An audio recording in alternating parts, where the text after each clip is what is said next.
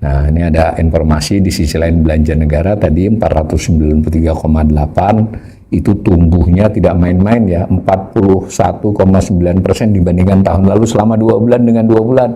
Tapi kalau secara presentasi 12,8 tahun lalu dan tahun-tahun 2023 ya angkanya itu 10-11, jadi hanya 11-11,5 bahkan, bukan tahun lalu ya, tapi tahun-tahun sebelumnya. Secara pertumbuhan dia oke karena tahun lalu lemah, tapi ini naik karena secara presentasi memang rencana belanjanya besar.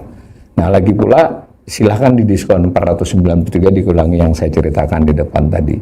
Tapi saya harus fair juga mengatakan ini memang belanjanya kelihatan dipercepat, tapi tidak seheboh narasinya. Nah, Perbaya menyatakan belanja tersebut diarahkan untuk mendukung program prioritas pemerintah, benar kan? Ya, MBG salah satunya yang terutama. Sehingga menjaga daya beli masyarakat. Nah, itu juga debatable, apakah MBG menjaga daya beli masyarakat. Kalau yang THR iya, tapi THR kan kewajiban.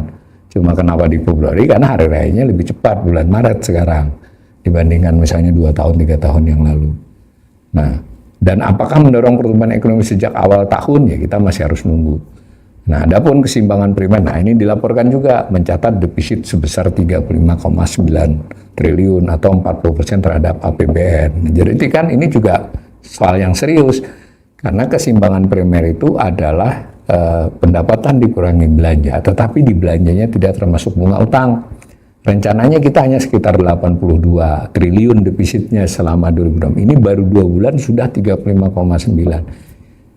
Minusnya keseimbangan primer itu kinerja buruk ya, dan memang meskipun direncanakan minus tapi hanya 82. Jadi ini harus hati-hati. Artinya apa?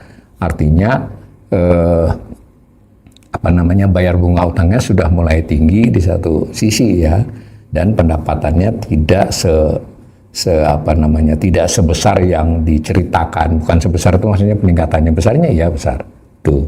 Nah, lalu ditutup oleh Pak Purbaya secara keseluruhan kombinasi pendapatan negara yang tumbuh positif, belanja yang terakselerasi untuk mendorong ekonomi, serta defisit yang tetap terkendali menunjukkan bahwa APBN terus berperan optimal sebagai instrumen stabilisasi sekaligus penggerak pertumbuhan ekonomi nasional. Pungkasnya ya harus begitu Menteri bicaranya ya.